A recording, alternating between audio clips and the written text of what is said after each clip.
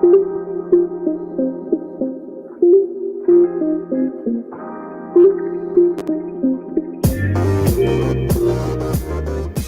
to the Wolverine Digest podcast, the best spot for objective and authentic coverage of Michigan athletics. If you want open dialogue, honest opinions, and in-depth coverage of the maize and blue, this is the podcast for you.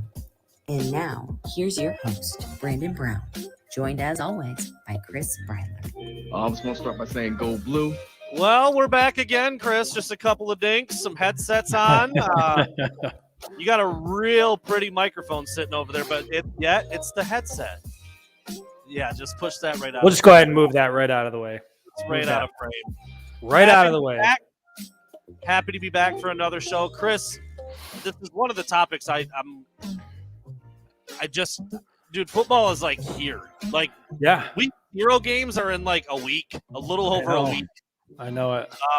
Obviously super excited about that. Michigan will be the following week, and it's just starting to feel more and more like it. I mean, press conferences are happening every other day, it seems like. Jim Harbaugh is, for the time being, an innocent man. Free Harbs. Yes. Yeah. Did we talk about that? Not really. Not since the news has come out where. Well, so okay. All right. I wasn't sure if that happened prior to last week's show or if that's been since then. I can't remember. Yeah. So we've obviously talked about the potential for the suspension and what may come, what may not. Yeah. But yeah, the news about the NCAA kind of saying we're done with it for now. Yeah, that has happened since last Wednesday. So we'll certainly get into that. Trouble in paradise, Ohio State. I don't know. Maybe a little bit. Sure really sounds like it. Yeah, we'll see. We'll talk a little bit about that. And then honestly, man, I put down, I'm going to count them up again real quick. From Jim Harbaugh's press conference the other day, a day or two ago, whenever that was, yesterday, seems like it was 2 days ago, I had 11 points that I wrote that like actually caught my attention. And that's not typical for a coach's press conference. And the players are probably even a little less than that. Usually they kind of toe the company line and don't say a whole lot. Yep. Harbaugh is he's riding high. The dude is riding high. Maybe it was the news of him not facing any type of suspension that had him a little more peppy than usual, or maybe it's the fact that his team is really, really freaking good, or maybe it's the fact that they're probably going to win 12 or 13 games. I don't know what combination of all of those things, but dude, Harbaugh was in great spirits the other day, and I don't know. You have a pretty interesting question when it comes to what this all means, how good the team is, how Michigan's going to do, a lack of suspension in 23. Jim Harbaugh is, what is he, 62 years old at this point, something like that. He's getting there. He's up in that range. There's no doubt. So what is your question, Chris? The way that you worded it to me, and it was actually talked about a little bit at the press conference, which I thought was probably not the best time to ask him. Sure. Yeah. But I mean, the idea that you think you would get any sort of answer from him regarding this, Big Ten Media Days was any indication. I think it's pretty clear he's not going to say anything about it ever, unless, something dramatic changes. But, I've seen sort of the idea start to pick up a little steam now and floating out there, assuming that they would have gone forward with the 4-game suspension. I mean, you and I talked about this before. I think we even wrote articles about it. It wouldn't have made any difference in terms of how Michigan's season was going to start. And it seems like, I don't know what the schedule is going to look like next year with realignment in Texas and how they're going to shift things around. But it seems like it would have been fairly easy for Michigan to get this one out of the way, whether it was going to be 4 games, 5 games, whatever it was going to be, if they truly wanted to put it in the rear view mirror. I'm just wondering if you think that pushing this to 2024 signals anything about, and again, I'm only reading tea leaves here and looking at the conversation out there, but do you think it signals anything about, what Jim Harbaugh might be considering after this 2023 season in terms of his future with Michigan? I'm going to answer it with my initial first reaction, and I'm going to say no, not at all. And the reason I can say that confidently is because when you sent me that text and said, "Hey, let's talk about this Harbaugh future stuff. There's a little bit of smoke out there. Who the hell knows? They're going to be really good. Maybe there's this NCAA stuff. A lot of changes coming in 24. Maybe this could be Jim Harbaugh's last hurrah. Never crossed my mind once. Not once. And dude, I've been as open as anybody about, if he got an NFL job the last couple of years, gone. He was gone. I think after those handful of failed attempts at trying to make it back to the NFL, coupled with how good Michigan has been, coupled with the fact that every day is another day his family is here, another day his kids are in school, another day he's cementing himself in Ann Arbor. I mean, after last year didn't happen with the NFL, I really thought like that's probably going to be it. Like he's not going to have any better years. I mean, I guess technically this year they go to the playoff, win the game, make it to the national title game, win that would be a better year, obviously. But like he doesn't have to prove anything else as a coach. I just don't think there's any more that he could do in terms of making himself more desirable for an NFL team. The idea of Jim Harbaugh retiring, just like I can't even comprehend. Like I don't know how he would do that. I don't think he's going to retire. I think he'll coach until. I mean, he said it. I think he's going to coach forever. Yeah, I play football, I coach football, then I die. He like literally has said those exact words. Yeah. So I don't know, man. It's kind of an interesting question. It's one I had not even thought about because I kind of put the Harbaugh leaving stuff to bed. I just didn't think it was even really much of a topic anymore. And I mean, a 4-game suspension, if it does bump up to 6, I mean, it's not a topic anymore because it's not January. Like it'll be a topic in January. Like, right. It's an annual thing at the end of every single Michigan football season, regardless of whether or not it's a good year or bad year.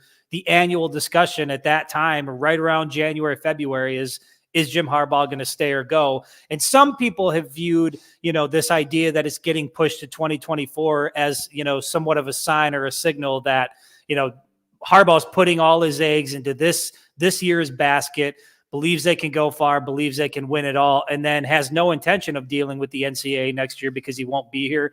I lean more on your side with it. I don't think that's the case. I think I do think he's going to be here long term. I am a little bit surprised, though, that if there was an opportunity to get it taken care of this year, why they wouldn't have done that, just given the way the schedule stacks up. But at the same time, if he truly doesn't think he did anything wrong and he's not willing to deal with the NCAA and say what you want about Jim Harbaugh, everybody across the country feels generally the same way about the NCAA. Nobody thinks that they should even have anything to do with college football at this point. And so, to me, it's more of a signal that he intends on fighting this thing, wants to get it in front of the, I think it's the Committee of Infractions or something like that. And they're going to fight this thing. And I think the NCAA has screwed up by issuing a public statement. And I know that, there were, people were sharing what the bylaws were when, things like this happen and you're not supposed to comment publicly. Jim Harbaugh at Big Ten Media Days made it very clear he was not allowed to say anything publicly on this at all.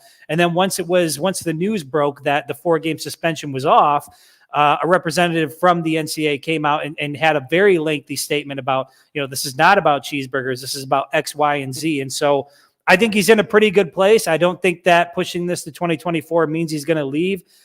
But I'm pretty confident that come January, Brandon, come January, February, we're going to be having this conversation about whether or not Harbaugh is going to be here in 2024. 8-9 years, like it's an every year thing. I just expect it to happen again.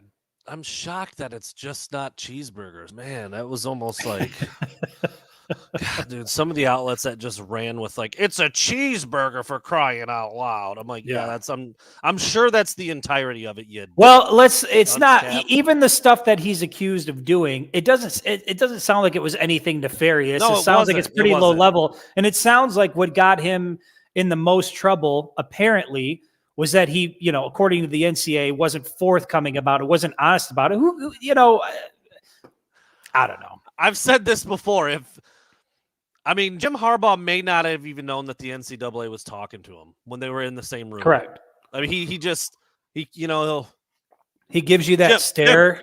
Jim. Yeah. Oh, like that happens a lot. I mean, I wonder sometimes because I've seen him behind the scenes a little bit with like high school coaches and some different kinds of people. And I think when he's just like had it with who he's talking to, whether it's the media or the NCAA, he's He does his own thing in his own mind. He like changes frequency, He and does, dude. He might be there physically, but mentally he's a million miles away if he doesn't want to be there, and that's probably part of what happened.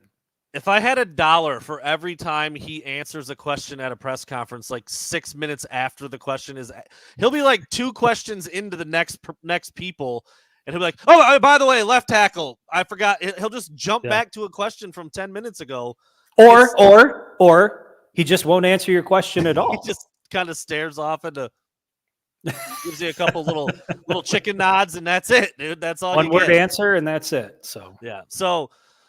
Point being, I think he's going to be at Michigan for a long time. I don't think this delay signals, any sort of intention on his part to leave. But I have already seen that narrative start to float around out there that the reason this is being pushed is because he has no intention of coaching next year, which is just more of the same, what we hear about his situation year in and year out. Second game of the season next year is scheduled to be against Texas, by the way. And that's the thing. I mean, look, if you were gonna be without Jim Harbaugh, would rather have it be UNLV, Bowling Green, East Carolina, like you'd rather have it be that than Texas at home. And so this idea, I do think it is a bit of a gamble, but again, if he doesn't think he did anything wrong and really wants to fight this thing, more power to him. Hilarious. Real quick, Josh Wallace today, transfer cornerback from UMass, speaking to the media. I'm trying to find exactly how he said it because it was so funny. Like the whole media throng started laughing. Somebody asked him about the difference in playing at UMass and the kind of teams he's played against versus what he's going to see at Michigan. And he said something along the lines at the end. He said, "Oh, my freshman year, I did play against Rutgers. That kind of counts as the Big Ten." Like he just inadvertently blasted Rutgers so hard. God bless them. They're part of the Big Ten. They're part of this whole mega power conference picture that's taking place. It was, more power to them. Good job by Rutgers getting in with the Big Ten when they could. It was so funny how he worded it. Like, oh, I guess that kind of counts. Like they're in the Big Ten, it does count. But they have given Michigan some fits over the last couple of years. Yeah, well, he actually cited he has played against Texas A&M and Florida State on the road. Yeah. So he's been in a couple big venues. I mean, sure, those teams aren't going to get up for UMass like they would, Texas A&M or Florida State or something. But anyway, long story short, he blasted Rutgers. He's fitting right in at Michigan. Everybody laughed. It was good times. Talk a little bit more about him as we get into some of these players that we've talked to over the last couple weeks since practice has started. Chris, there's a little bit going on with Michigan and the recruiting trail right now.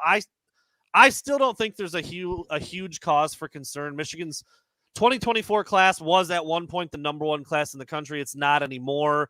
Michigan seems to have, there you go, number 6, depending on where you look. But yeah, somewhere in the middle of the pack of the top 10. And Michigan did miss on several of its biggest targets as of late, finishing second for speedster Gatlin Blair, finishing second for the cornerback whose name is escaping me right now. Is it Aaron Scott was the second one, right? Aaron Scott, Bryce West, Bennett Warren, the big tackle. You just had the flip from, is it Elias Rudolph? Is that how you say his first name? Yeah, Taylor Tatum's in the running, Boo Carter. You can go down the list. And there's some concern out there about, what Michigan's 2024 class is going to turn into. I mean, as of now, it's still a top 10 class, but, I posed the question to you prior to, hopping on here. Do you have any concerns about Michigan recruiting, just given the success they've had as of late, thinking that it would translate, into maybe more success on the recruiting trail, or do you think people are making too much of it? Yeah, I don't think it's that big of a deal. I first of all, as they were getting commitments from some of these guys, I'm like, how many freaking edge rushers do they need in this class? They had like 8 of them committed at one point. So Elias Rudolph has now flipped to Miami. There's some smoke out there that the Smith twins may be looking at Kentucky. However, we'll get back to that in just a minute. We did a little investigative research before we jumped on here, and that may not be the case, or you never know. People talk. That's Twitter. It's not real life, but we're reading the tea leaves a little bit. But anyway, I just didn't really think like Elias Rudolph. I like him on tape, kind of the lanky, skinny, super athletic, long kind of edge guy that needs to put on some weight and could really develop into someone scary down the line. You like guys like that. It's not cool that he flipped to Miami. Well, you know what else isn't cool is that, part of what we do, Brandon, is that we have to, like, when these kids are going to commit, we all sort of tune into their lives. Yeah. And we got to sit there and wait for the announcement. And very rarely is it on time. And so I wasted about 25, 30 minutes on this kid waiting for him to commit just so he could flip to Miami. I think I sent this to you in a text. I am like, we'll get back to the Michigan recruiting thing, but just off topic a little bit. I'm over recruiting. I'm completely over it, and the theatrics and the announcements and all the other bullshit that comes along with it. Wake me up on signing day. I hate to be that guy, but with the way things are lately, that's where I'm at. Like, wake me up when they sign, because outside of that, like, I care very little about recruiting at this point. Not to mention, I believe Elias Rudolph had his IG live going just with his phone in his pocket for like half the thing. He's I was getting motion around, sickness. It was random people were holding it. It wasn't the best presentation I've ever seen, and now he's not even a member of the class. And so, yeah, it's one of those things where I don't know. People freak out. Like this guy. It happens literally the same exact way every year. For every program. Yep. You've got guys in the fold, then they switch, they flip, they decommit, they can't get in, they go somewhere else, they do this, they do that. And at the end of the day, Michigan finishes with a top 6, top 8, top 10 class, and they're fine. And I love Brian Petrosky's point. It's something I've been talking about for the last couple of years now. Jim Harbaugh has essentially found a way to supplement his roster from the transfer portal as well as or better than anybody else in the country. I think you could make that argument. The guys he's getting in the portal are contributing and taking an already really good team to the doorstep of an elite team. You don't need to look much farther than Oluwatimi last year, some of the edge rushers that they've brought in. Now you've got Josh Wallace battling for a starting corner spot, 3 starters maybe along the offensive line. So he's figured out a way to play chess right there a little bit while some of the other schools are still playing checkers and trying to give bags of money to kids to come, and then it doesn't work out and they leave. Like, I don't know. I still think Michigan could do better in the NIL world. That would help recruiting and help land some of those blue chip guys. Because at the end of the day, the more of those dudes you get, the better talent you got on your roster. That's just a fact. But Michigan's done a really good job of getting guys that fit their system, finding some of the lower ranked guys, developing them, and then really supplementing the roster with the transfer portal. I just don't really think it's that big of a deal. I mean, I saw Elias Rudolph flipped, and I'm like, yep, I'd rather he didn't, but like, okay. And now the Smith twins, same thing. I'd rather they didn't because they look like pretty good players, but they've still got quite a few edges in the class that I think are fine. And I would expect Jim Harbaugh, even by the time those guys, the Smith twins or Rudolph, are in their 2nd or 3rd year of the program, wherever that is, if Jim Harbaugh is still at Michigan, he's going to be finding a 4th or 5th year guy to rush the passer that's going to be better than those freshmen. That's how he's been doing it. Or a kid like Ernest Hausman going into his sophomore year. You know what I mean? A phenomenal player for Nebraska. So, yeah, I mean, that plays a big part in it, how well he's done in the transfer portal. And I know that there's some out there with a school of thought that you have to recruit. You can't rely on the transfer portal. You can't build your team that way. Jim Harbaugh sure has found a way seemingly to do that. And a lot of the reason why there's so much confidence surrounding this team going into this year is in big part due to what he did in the transfer portal. You talk about how good the offensive line is, but the pieces they brought in, Miles Hinton, Drake Nugent, Ladarius Henderson, all those guys who figure to be starters. And then one of the biggest question marks during the early offseason was the corner position. Well, he went out and addressed that with a veteran former team captain. Yeah, he was at UMass, but he was still a key player on that roster. And so you hate to see guys flip. You hate to lose out on guys, particularly when you think NIL is playing a factor. And I agree with you. We've talked about it considerably that Michigan could and should do better on that front. It looks like they're maybe trending in that direction, but they're not willing to sprint in this process. They are going to walk along at their pace, and they're going to develop it as they see fit, and then let the chips fall where they may. And unfortunately, that means Michigan's going to lose out on some of those 5-star talents that you'd love to see in Ann Arbor. But if you can supplement that by bringing in, and I think you've even equated this before, it's like when you can bring in a veteran guy from the transfer portal who's an impact, it's like a 6-star. The guy's experienced, he's proven, he's played at the collegiate level. If Jim Harbaugh can continue to do that at the level he has, I'm not overly concerned about it at all. The only reason it's not like almost exactly like getting a recruit is because of eligibility. They got a year left, 2 years, maybe 3 or 4 in Ernest Hausman's case. That's pretty rare. But you immediately add a guy who's going to play and elevate your team that was not on the roster last year. That's huge. That's just it's an immense addition to your team. And I think, Chris, I think you hit it on the head. I thought you were going to expand. Like, Michigan is doing such a good job of plugging and playing. Like, they're not building the majority of their roster through the transfer portal, but we got a weakness at corner. Boom, here's a corner. Yep. We really are a little bit thin at tackle. We'd like a battle there. Here's 2 tackles. Eric All transfer, Schoonmaker gone. We're a little thin behind Colston Loveland. Here's AJ Barner. I mean, like, they just keep finding just the right guys to fill any little hole that's left on the roster. And I think Jim Harbaugh's done it as good as anybody in the country. There's some other programs out there who have done it very well. There's some that have gone, full nuclear on the transfer. I don't think that's the way to do it, but everybody's kind of figuring this thing out, NIL included. It's worked for some. It's blown up in others' faces. It's all still kind of a learning process. And I think you got to give credit to where it's due to Jim Harbaugh and his staff. They've balanced all of it really pretty well. Even some of the knocks that we've talked about with Michigan and NIL, I mean, it's not like the recruiting classes are falling off the face of the earth. I mean, they're still recruiting pretty well. Now, would it have made a difference with some of these other high level? Maybe. But I still think they're doing okay, and I don't think there's any reason to panic. Now, I already forgot the dude's name, Chris, but I see Dwaylen. I'm sorry if I said your name wrong here. Dwaylen Stevens, the high school coach at Corbin, Kentucky, which is where the Smith twins are originally from, said, do you still have that pulled up, Chris? What did he say? He took a screenshot that basically showed, a crystal ball indicating that both twins were flipping from Michigan to Kentucky. And he said something like, no flip, dust off your crystal balls, essentially saying that, look, these kids aren't flipping. Now, he's not their current high school coach, but he does seem to be plugged in, seems to know these kids. And for him to come out and make a statement like that, I do think there is some weight to it.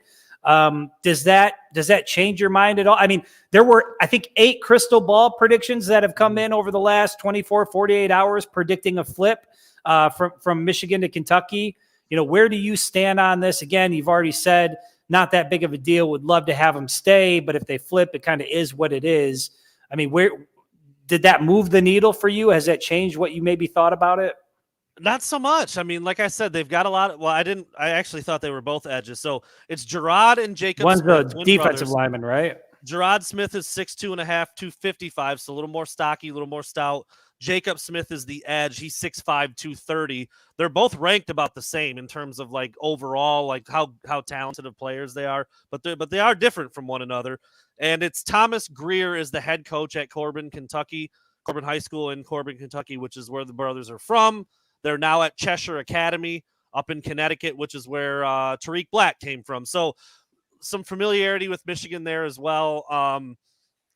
But to focus on your question, I don't think it matters. I'd like to get them both. They're 4-star kids. They've been in the fold for a while. It's cool that it's a couple of brothers. They play different positions. They've got some versatility based on their build right now. And you'd rather have good players go to Michigan than elsewhere. So, and they're already committed. So I would say that the best case scenario is that they stay committed. But if they do flip, there's other guys out there still on the board. And they've already got multiple defensive linemen in the mix in that class. So I think at the end of the day, it's going to be a relatively minor blip on the recruiting radar when it's all said and done. But yeah, it's kind of an interesting thing how for a minute there, it looked like it was inevitable. Some of the bigger recruiting analysts in the game were putting in these flips and saying they're going to switch. It's inevitable. It's happening. And then this head coach comes out and says, yeah, you better clean your crystal ball off because it ain't working. Like, that's got to mean he's not just saying that for nothing. Like, that's right. The thing, whether he's talking to him every day or not, like, there's no way he's going to say that unless he feels it's true. So, yeah, I don't know. We'll see. We'll see what that ends up looking like. But so far, they are still committed to Michigan. So there you go. And no, to answer the several questions out there, I'm not pounding wine tonight. Maybe I made a mistake. I brought down a glass of water, trying to hydrate, been moving around a lot today, had a lot of yard work to get done, just things to get. Brandon's chugging diesel over there. No alcohol in the house tonight. Wow. 100% sober for both the boys, which is kind of a rarity. Probably why the show's not going to be any good, if I have to be honest with you. So we'll see. We'll see if we can. We'll see if we can continue.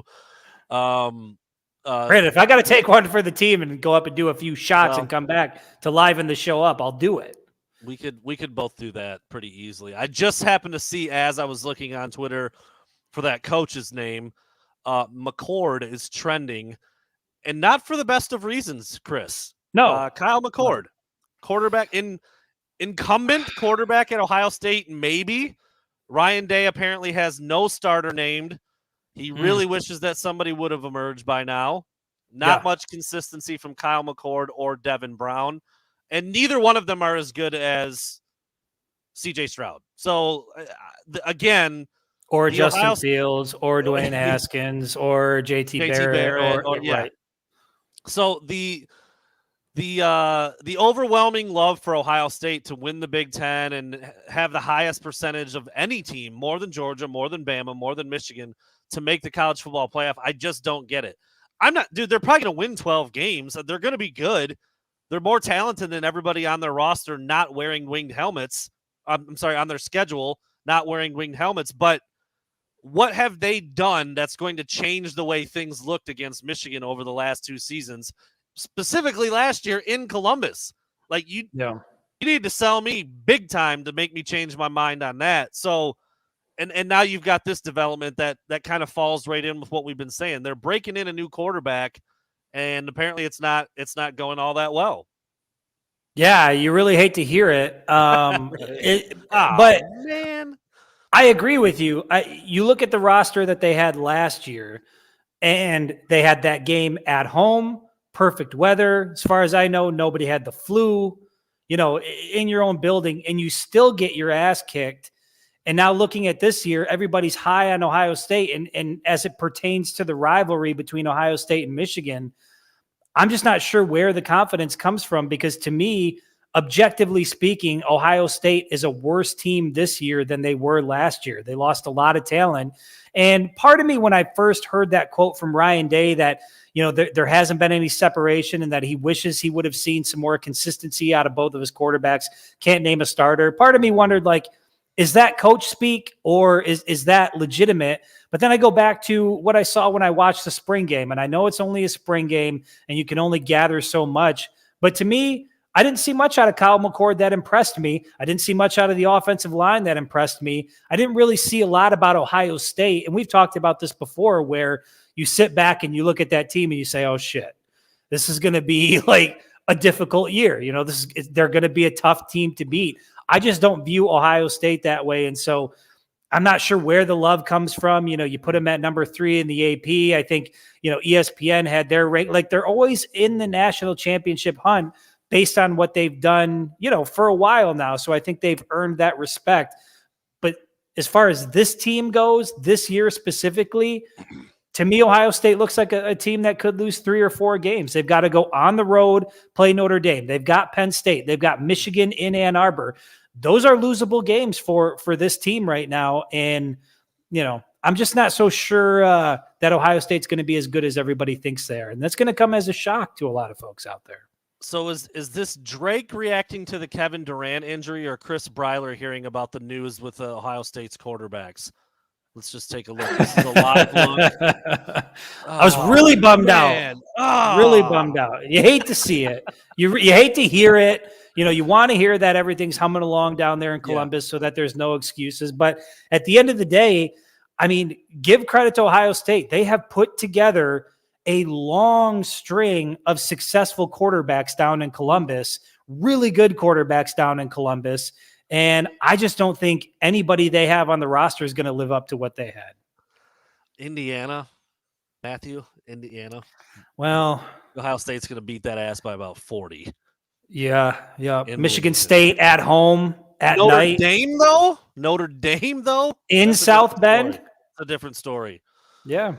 Yeah. The Wolverines in Ann Arbor. Yeah. I can't remember if Penn State's in Columbus or on the road, There's but no either way they way, would get all three of those on the road, would they? No way. I don't think so. But Penn State's going to be a good team this year. To me, Yeah. Ohio State is very, very beatable. And I haven't thought that. I don't know that, you look over the last 2 decades, really this year is the first time that I have zero fear of that program. Back-to-back 20-point wins will do that for you, Chris. That'll do that. Yeah. That'll do I'm that for convinced. I'm convinced. Yeah, it's just incredible to think back. I mean, I was wrong both of the last 2 years. I'm like, Ohio State's going to win. I hate it. Michigan's better than they've been in a long time, but it's still freaking Ohio State, man. I just don't know what to say. And I've never been happier to be wrong in my life. I mean, even last year, while we were on the sidelines, Chris, in the first quarter, and Ohio State just march right down touchdown. We're like, damn it, dude. And then Felt that way, yeah. Gravel in the gut, as Jim Harbaugh says, dude. They did not back down, and obviously they killed him in the second half. Thank you, Brian Petrosky. Ohio State also has to go on the road and play at Camp Randall, play against Wisconsin, who I know has a transfer quarterback, but he's pretty good. I think Wisconsin's going to be pretty good. I mean, again, 3 or 4 losses for the Buckeyes is not out of the realm of possibility. It's not going to be an easy pathway to Indy. Fickle.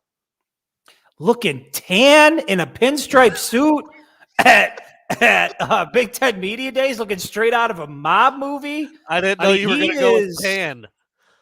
It's the first thing that stood out to me. I could barely see him. All I could see were he was standing in a dark tunnel, and all I could see were pinstripes in the shape of a human body. And it wasn't until he walked into the bright lights that I saw there was a person underneath. I thought maybe sharp, perhaps dapper. No. Looking nice, maybe even. No, tan. It was tan. He looked like he was slightly broiled, like a nice piece of toast coming out of the oven. He looked ready for Big Ten football. That's all I could see. He enjoyed his summer, needless to say. He did. I have noticed that. It's a pretty common theme. These coaches are obviously living pretty high on the hog. They all make a shitload of money. They all got houses probably all over the place where they can go. They come to Big Ten Media Days just looking like KFC, dude. Crispy. They are bronzed up in their suits, ready to roll. Ready to go.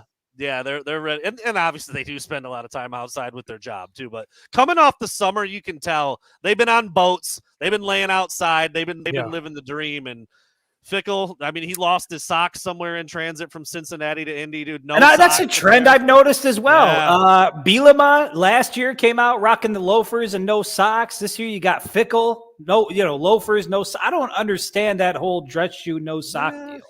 Not really for me, but anyway. Let me ask you that since we're just real quick, since we're talking about Big Ten Media Days, being down in Indy, being at Lucas Oil. I put out an article about this maybe yesterday, 2 days ago. The Big Ten is in early discussions to move, not permanently, but start to move around the Big Ten championship game. One of the venues they're looking at is Allegiant Stadium out in Vegas, which I know you're all about, Brandon. But take your degenerate hat off for a minute and just think as an average fan, how do you feel about the Big Ten championship game possibly being played in Las Vegas? I mean, yeah, it's not ideal, but as they continue to sprinkle in these West Coast programs, it's going to start to make a little more sense. Yeah, you think right now, you think Indy, I mean, maybe even like a Detroit. I mean, they used to do Big Ten Media Days in Chicago. I don't know if you'd want to play the game there, but yeah, it's always obviously been, kind of Midwest centric. But now you've got a couple programs that are way out on the other coast, and you got to start thinking about that a little bit. Obviously, Vegas would be a hell of a time. There's really nothing between Vegas and Indy where you would want to hold a game, right? I mean, the breadbasket of America, there's nothing really out there. Yeah, no, I mean. That I can think of. That stadium would be badass. The trip would be badass. Staying there would be awesome. Vegas in like mid to late December wouldn't be too shabby. And I did see somebody point out that, flights to Vegas are usually pretty inexpensive. All things considered. I mean, dude, we're looking at flights to Lincoln, Nebraska, and there is nothing cheap about flying out to Lincoln, Nebraska the week that game is going on. And so, you think about the expenditure. That's kind of where my mind went. There's probably a lot of folks in the Midwest that are saying, why the hell would I want to go out to Vegas? But this is part of the deal. When you add in West Coast programs, you got to start to accommodate those programs and their fans as well. And, there aren't many people that are going to be too upset about having to make a trip out to, because if you're going to the Big Ten championship game, you're probably spending some coin anyway. There's not going to be much of a difference between going to Indy, assuming that you can drive there, or going to Vegas. So to me, I don't have an issue with it, but there were some people that were not happy. Not happy. Could be fun. We'll check. Could be fun. Anyway. All right. So for the last half here, Chris, I have 11 points. I don't know if we'll go through all of them. Some of them certainly won't need as much discussion as the others, but I wanted to get your take because we haven't really broke these down. I was at the presser. I did my 5 most interesting things Jim Harbaugh said. He made some waves with a couple of them, but you and I haven't really chopped it up about some of these things yet. So I'm curious to hear your opinions on some of the things that Jim Harbaugh said earlier this week. And the first one was, typically you hear when teams scrimmage during fall camp or when you first start practice up that the defense is always ahead of the offense because, a lot of what they do is just see ball, get ball. There's certainly some intricacies at this level of football where you have to know your assignment and be in a certain place and if you're doing stunts in games. But typically speaking, the defense starts out ahead of the offense. Well, lately, the defensive line has been getting the better of the offensive line, Jim Harbaugh said. And that does kind of surprise me, though, because of how experienced the linemen are on the offensive side. You've got a veteran quarterback in JJ. You've got those 2 running backs. You've got a couple bigger backs. Jim Harbaugh specifically said on a short yardage and goal line drill, the defensive line got the better of a very, very good offensive line. Is that surprising? They are still ironing some things out on the O-line, but again, dude, the depth of this team. No, it doesn't surprise me because I can't imagine it's very easy to block guys like Chris Jenkins, Mason Graham, Kenneth Grant. I mean, Rayshon Benny and JJ McCarthy even alluded to it, from his experience in fall camp so far, is that defensive front is a problem. And I think, you've got some newcomers to the offensive line. You're still trying to figure some things out. You've got 3 key position players that are trying to get acclimated to the system. Sounds like they're doing all right, but listen, you've got guys that have been in the system for a while. You've got guys that are very talented on that defensive front. I'm not surprised to hear that. That actually makes me excited because Zach Zinner said it himself during one of his press conferences here as of late, said that I think Chris Jenkins is the best guy that I'm going to have to try to block all year. And so I think that really speaks to the talent that they have up front. That kind of talk excites me. Dude, you've been high on Chris Jenkins for a while. I mean, he Love got the Chris nickname, Jenkins. the mutant. He scored very highly on the recent. Is it Feldman that does the freaks of college football? Yeah. So Kwity Paye was the number 1 guy a few years back, and then last year it was Mozzie, and then now Chris Jenkins I think was maybe top 5. He was somewhere number at 6. the top. I think he was. Okay, 6.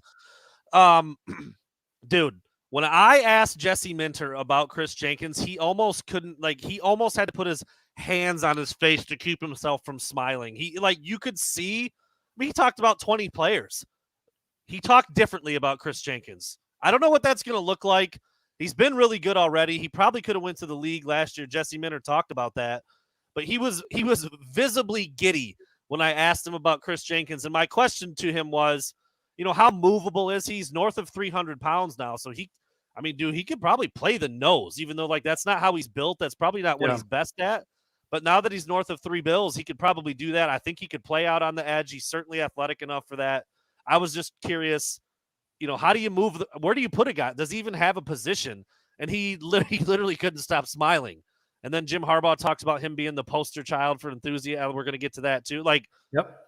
He feels like he's going to be an absolute monster this year. And I know you got to be pumped about that, right? Like he's been your guy. Jack, we had him on the show maybe last year during the off season, have had the chance to, meet up with him and catch up with him at different events, and just being around him, you can tell, he's got the energy, the personality, And then what he brings from a physical standpoint, I'll never forget. When we were doing the tour with the team, the first leg of that tour, we were somewhere in Flint. We were at an event and the Michigan football players were out there and there was bounce houses and all kinds of shit going on. And there was a group of them doing the jump rope, they're one on each side holding the jump rope. And Chris Jenkins gets in there and starts doing the jump rope in the middle. He's got popcorn in one hand and he's jumping. He's no issue.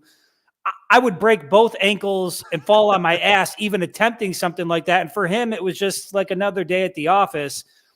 To be that big, to have that kind of athleticism, really, really happy to see that it's starting to translate into, him becoming a dominant player in college football. And even when I sat down with Mozzie Smith, Mozzie said specifically, Chris Jenkins could be even better than what I am. He expects Chris Jenkins to be even better. And I think that's starting to come to fruition when you hear about what's coming out of fall camp. And I'm really excited for him, man. He's a great guy.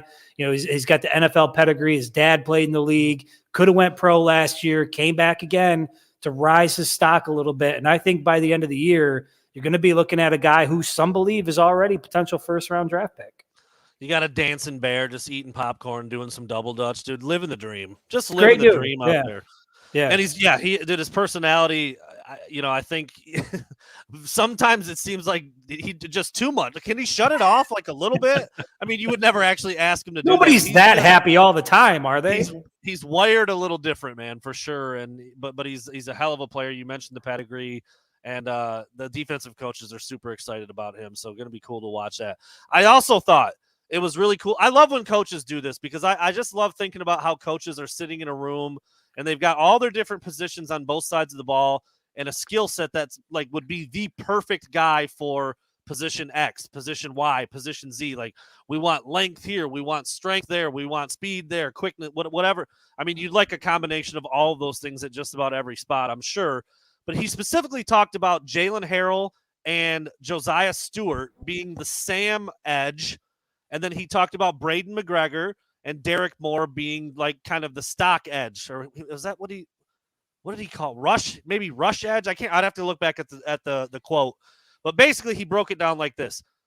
It's not a surprise. You can look at the bodies and tell that that's these two and that's these two. But I like hearing coaches talk about that. This is our super athletic guy. This is our bend the corner guy. This is the guy that we want getting to the quarterback. That's Jalen Harrell and Josiah Stewart. Then you've got 270-pound Braden McGregor, 265-pound Derek Moore, kind of holding the edge at the other point, not getting pushed upfield or out too wide. I just like hearing about how these different guys piece together. And again, it just gave you another glimpse at having four dudes who can absolutely do the job of a starter and kind of makes you realize like that whole front could be really, really good. Yeah. Again, speaks to the depth that Michigan has on this team. They've got four guys, at edge rusher that are probably on any other team in the Big Ten starting caliber. And so deep at the edge position, deep up front. And when you go back to what you said before, where, the defensive line has been getting the best of the offensive line, that's the reason why it excites me, because they have so much there that I think it's really going to translate. I mean, you're talking about an offensive line. If I had to put money down on it, I would say they're going to win the Joe Moore Award again this year. If I had to put money down, I'm pretty damn confident that award is coming back to Ann Arbor. It feels like the only reason they won't is because we can't do it we can't give the same team three times. I feel like that's the only reason. You're going to have to get used to it because that's what Michigan does. They're going to run the ball a lot, and those guys are going to get a lot of opportunity to do what they do. So, yeah, I'm not surprised. Again, depth up front, depth at the edge. That's what really excites me about this Michigan football team is I think this defense is getting slept on a little bit. I think it's going to be a top 5 unit in the country. Going to be really good, really deep, really good, versatile. Haven't talked about Will Johnson, Rod Moore, Mike Sainristil, Junior Colson. I mean, Mike Barrett, loaded. Talent and depth everywhere. Loaded. So I found it interesting because he talked about Jalen Harrell and Josiah Stewart battling. He talked about Braden McGregor and Derek Moore battling. He talked about the battle going on at both tackle spots. He talked about the center spot. He talked about the corner spot opposite Will Johnson, and he called it the Michigan method. And I found it interesting that Jim Harbaugh actually ripped that off from a media member. He said he read somewhere else that a program was taking the Michigan method in trying to find their starting quarterback, which they were referring to last year when Jim Harbaugh started Cade week 1 and then started JJ week 2, and then obviously the rest was history. But he liked that term Michigan method by going into the season. You know, how do you find the best football players? Well, they play the best. How do you know when they play the best? They play football. Like he kept saying that type of thing, wants to see it in a game. So Chris, I wanted to get your take on, I don't think it's a bad thing at all. I think they just have a lot of really freaking good players and they're trying to find the best one. But do you think it's ideal that going into week 1 and week 2, there's probably not going to be a starter at right tackle, left tackle, maybe both edge spots, but at least one edge spot, cornerback opposite Will Johnson, and center? Because you've got a legitimate battle going on at each one of those positions. Like, how does that sit with you as Michigan gets ready to start the season? This year it sits fine because you don't have Texas week 2.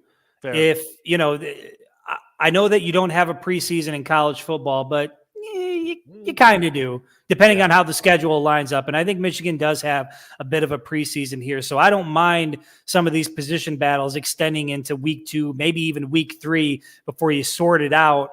I know that it worked out pretty well for Michigan in terms of the quarterback battle last year and settling a lot of things that worked in Michigan's favor and you know, going with JJ McCarthy. So I'm fine with it, assuming the schedule allows for it. Now, if you've got a big game right out of the gate, or you got Texas week 2, then I'm a little bit more nervous when you've got key position battles going into the season. But right now, you know, the first 4 games, even 5 games, really, I'm fine with it.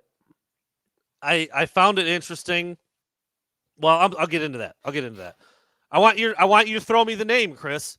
Who's the starter? Because if we're going to see them both week 1, week 2, they're swapping some guys in and out to see who it might be. I want your thought, your opinion on the long-term starter at each one of these positions where Jim Harbaugh is using the Michigan method to find his guy. So left tackle, and he told us this. He was pretty forthcoming with the information. Left tackle, it's Carson Barnhart. Yeah. And Ladarius Henderson. And he actually said that Barnhart is playing the best football out of all of them, which I mean, look, Barnhart came in when Trente Jones went down, played significant minutes. He's a veteran on this team. I think he's a senior this year. Mm-hmm.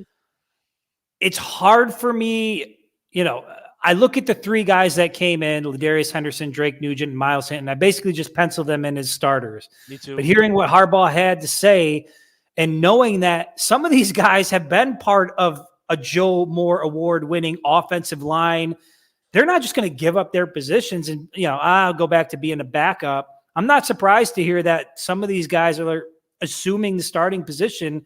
If there's one guy that I think is going to do it that's in question right now, give me Carson Barnhart. And I would actually go Carson Barnhart over Ladarius Henderson right now. So there you go. So there's that one. At right tackle, it's Miles Hinton and Trente Jones battling it out for the starting spot. You know, love Trente Jones. Wish him all the best. I hope, I hope things work out for him so he sees the field a lot this year. But right now, give me Miles Hinton. I passed him in the parking lot after one of the press conferences. He is a massive human being. Jalen Harrell backed that up during his press conference when he talked about trying to get around him. He's like, he's just a big human. It's difficult, you know. Give me Miles Hinton, no doubt about it. I was going to say the exact same thing. When you have 7 foot, 450, when you have large human beings talking about how freaking huge another guy is, I'm like, let's play that guy. Can we play that guy today? Mason Graham. Somebody asked him about his wrestling background and how he uses that. You know, kind of the standard question for a lot of D tackles. He answered it, no big deal. And then at the very end, classic Ryan Zook, he just throws out remember Ryan Zook's Zook bombs last year where he'd be like, "How do you like to eat your ham sandwiches?"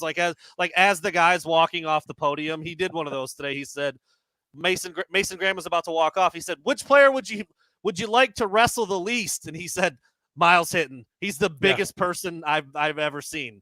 So this is Mason Graham. This is Jalen Harrell. This is Jesse Minter. This is dude. Everybody, the first words out of their mouth is it's the biggest guy I've ever seen. How does that guy not play? He's got to play, right?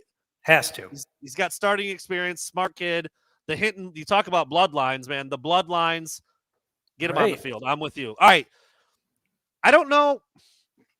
To me, it seems like Jalen Harrell's the guy. I think Josiah Stewart's going to be very good. I think he's going to help. I think he's going to give some good reps. I'm going to skip that one. I think Jalen Harrell has that one spot locked down. But what about the other side, though? Derek Moore, Braden McGregor, the jumbo edge side. I lean more Braden McGregor, and I don't know if it's because I feel shades of maybe an Aiden Hutchinson-like type jump from one year to the next, but I was really, really high on this guy coming out of high school, was excited to see, and then I knew he had the injury, so it kind of slowed down his development a little bit. I think this is going to be a big year for Braden McGregor. He looks the part, by the way. We talk about the drip, the visor, the tattoos, the sleeve, all that stuff. Give me Braden McGregor. But, yeah, I think Josiah Stewart can certainly find a way to be an impactful player this year, and that's part of, the good and the bad about having so much depth is sometimes you're going to have to wait your turn, especially when you're transferring in. You've got Braden, who's just a little bit heavier than Derek Moore. I mean, they're close. I mean, it's a minimal amount, but a little more experienced. He said he's feeling more like himself than he's ever felt. He's 100% healthy now. He started making some plays last year. He made a couple against Ohio State. He's playing with a new level of confidence. I think it's Braden McGregor too, but I honestly think if there's 80 snaps available in a game and you give Braden 40 and you give Derek Moore 40, there's no drop off. I mean, I think Derek Moore's that good as a true sophomore, but I'm with you. I kind of think this is kind of like McGregor's year or maybe a little bit of a coming out party. So we'll see how that looks. I feel like this is the one I'm the least informed about, and it's because there's a bunch of dudes there that have never played before. But the cornerback spot opposite Will Johnson. Will Johnson's never going to come off the field. I think it was DJ Turner who led all Wolverines in snaps last year. That's going to be Will Johnson this year. He's never coming off the field. Yep. So when the linebackers get swapped out or the safeties get swapped out a little bit here and there, he's going to be over there. He's never coming out. But opposite him, you've got Jaden McBurrows, you've got Omarion Walker, you've got Josh Wallace, the UMass transfer. You've even got Mike Sainristil, who can play cornerback. The coaches have said, look, we're at our best when Mikey's playing nickel, but he can play corner. So maybe it's a younger guy who steps up and plays nickel, and it's Mikey at corner. Who do you got at corner opposite Will Johnson? Right now, I mean, my mind goes to Josh Wallace. Yeah. And if for no other reason, because he's got the experience, the starting experience, team captain at UMass. So by default, I go to that. I haven't seen enough from Jaden McBurrows. Certainly haven't seen enough from Omarion Walker, who I believe has been injured for a good part of at least fall camp. Right? So he's been banged up a little bit. I know he's close to returning, but he's got some time to develop into that position. For me, from the outside looking in, it's Josh Wallace right now, but those other guys are certainly going to have an opportunity through the first 4 weeks of the season to go out and make their case on the field. And so by default, I go Josh Wallace. But I could see a Jaden McBurrows maybe stepping up. Could certainly see a scenario where if you got to lean on Mike Sainristil to go out and play corner position, you can do that. A lot of options right now. Probably the biggest question mark still on the team. Actually, I don't think there's any question. That's the biggest question mark still on this team. But I'd go Josh Wallace out the gate. Keon Sabb has been getting some pretty nice reviews from fellow teammates this fall. So, he's a guy that's not played before. Can you move him into one of the safety spots? And then you've got, maybe it's Rod Moore at the nickel and you can bump Mike. You do have some options. You've got some guys who can play. Makari Page out there. Yeah. That's where I would go to. I mean, the kid's played, I call it a kid. He's a grown man back there. He's played 3 or 4 years of college football, multi-year starter, captain, more than 2,000 snaps under his belt. I mean, that's like 3 times more than the rest of the cornerbacks combined on Michigan's roster. Even though he's played a ton of football. We got a chance to talk to him today. Not a big talker. His answers were shorter than the questions every time. You don't love that. But big old smile, happy to be at Michigan, loves it there. Super, super tight with Mike Sainristil. They were roommates for a little while. I found this was kind of funny. I hadn't read this anywhere. I don't know if it was another outlet that found this out or if he just spoke about it one time or something. But apparently when he first got there, he'd be hanging out with Sainristil or the other DBs and they'd be doing something. He'd be like, oh, you guys are doing it this way. Or everything was you guys. Like they'd have to be like, bro, like you're on the team now. Like you're one of us. And he laughed real big. He's like, yeah, I don't say that anymore. I had a little phase where I felt like I was an outsider, but I think because of his experience, because he is kind of being taken along by Mike Sainristil, who's, I mean, dude, if you could latch on to any 1 or 2 or 3 players on the team, he'd probably be one you'd want to pick. No doubt. I'll go Josh Wallace. I'll go Josh Wallace as well. And last but not least, certainly not least, the center position. Again, when I found out that Drake Nugent was coming to Michigan, I'm like, well, there's your starter. I mean, for sure. He's a little undersized. He doesn't have the long, Greg Crippen prospect-wise, it looks a little bit more the part. But, dude, rave reviews for Drake Nugent, too. He's a pit bull. He's ferocious. He's a worker. Got that dog in him. I think I go with Drake Nugent, but Jim Harbaugh is making it a point to mention Greg Crippen like a lot. And so that kind of makes me wonder. That kind of makes me wonder. I mean, Crippen's got the chemistry with JJ. They both played at IMG, I believe. He's been in the program for a while, but I do lean Drake Nugent the same reason I lean Josh Wallace. It's a guy who's got significant starting experience, former team captain. I think he was a Remington finalist. I know that Olu won it last year, but Drake Nugent was on the list as well as one of the top centers in the country. I find it hard to believe that he wouldn't be starting this year, but I love that these guys that have been in the program, that are part of that offensive line unit, that have been part of building that culture and put in that work, that they're pushing these transfers who are experienced, highly talented, to where there's going to be a decision to make, maybe 2-3 games into the season. So give me Drake Nugent right out of the gate, but wouldn't be surprised at all to see a scenario play out where Greg Crippen ends up being the starting center at some point this year. Well, Chris, we've got just a couple minutes left. Okay. Looking at 4, 5, 6 minutes until we hit the 1 hour mark. I'm looking through your Winged Helmet Media. There we go. I found one. Your Winged Helmet Media Instagram account. Everybody out there, go check it out if you haven't already. Phenomenal shots by Chris on the field during the games and all the events that we go to. I'm going to hold up a picture of a player that Jim Harbaugh went to the moon about, dude. Hyperbole at its finest. Let's hear it. I'm excited. Who is this guy? Alex Orji. Woo! Could be the greatest kick returner of all. Let me get the name in there. Winged Helmet Media. I love that blue check. There we go. Dude. Underscore. Oh, that's official. Look at that. Alex Orji's look at that guy. The greatest kick returner in the history of the game. Jimmy. Come on, man. So you're not buying it. You're not buying it. I think this statement was a little much, but I love the idea of him returning kicks. Absolutely love it. Yeah. He's elusive. He's fast. He's big as hell. He's 235. He's not playing quarterback this year.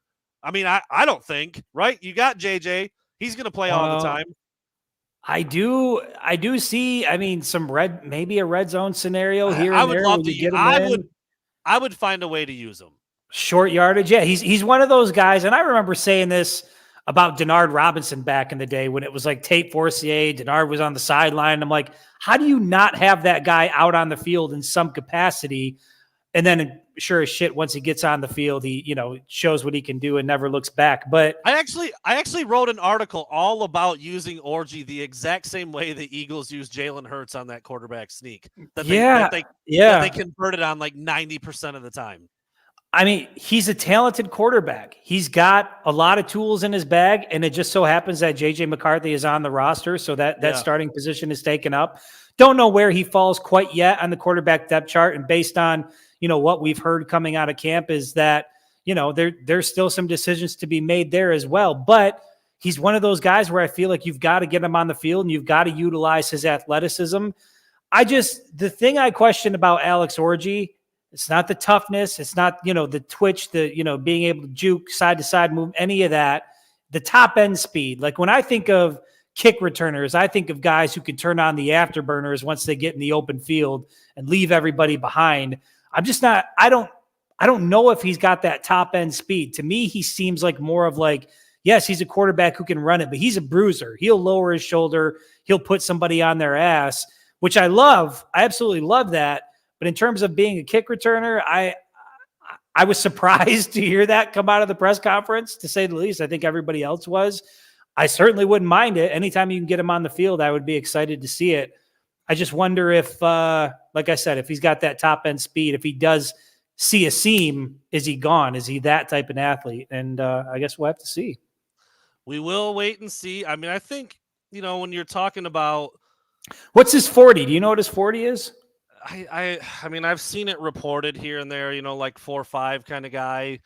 I think that's fast enough. I really do. I mean, yes, Roman Wilson's going to be faster than Alex Orji, but he's probably also going to be your top receiver too. Look, I'm with you. When I think punt returner and kick returner, I want jitterbug 0 to 60 now. Like that's what I want when I would be putting a guy back there.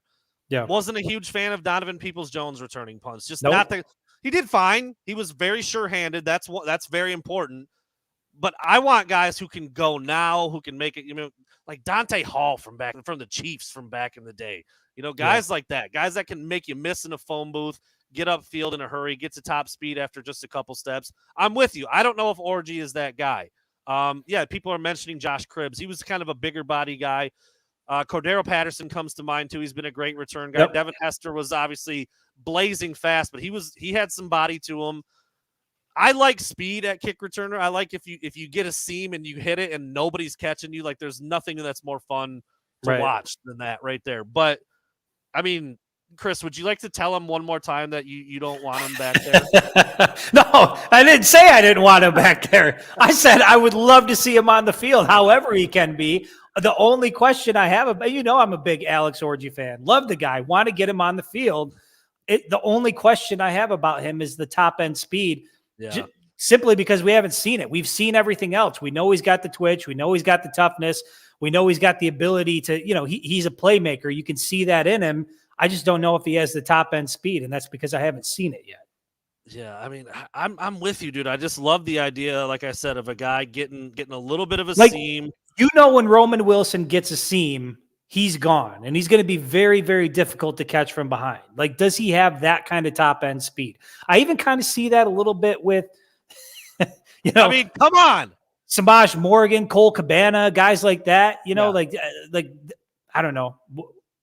Put it this way. I'm excited to see it. And if that's how it translates, we even talked about Amarian Walker. Maybe if he's not in a position where, he's going to be a starting corner or he's got some things to work through, is that the type of guy who's got the quickness, the elusiveness that you put back there? So I think Michigan has some options, but to hear Jim Harbaugh say could be the greatest ever. I mean, right. Were those his words? Could be the greatest ever of all time.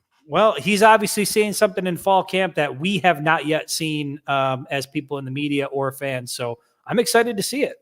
Probably will get booed right out of the podcast here, but one of my favorite players to watch catch a ball on a kick return and just immediately run is Ted Ginn. I mean, I could see that. You show me a dude who can pick him up and put him down like that in a straight line where it looks like everybody else is in sand. That's the kind of guy that I like returning kicks. Track star. By the way, speaking of Ted Ginn Jr., he actually just put out a tweet not too long ago, I think within the last few days, saying that Michigan's last 2 wins were a fluke. Well, and he's trying to put some money down on the upcoming game this year with fans out there. I mean, this narrative out there that, what Michigan has done over the last 2 years, how do you fluke your way to like a 25-point ass beating? I just don't understand that. You know what that tells me?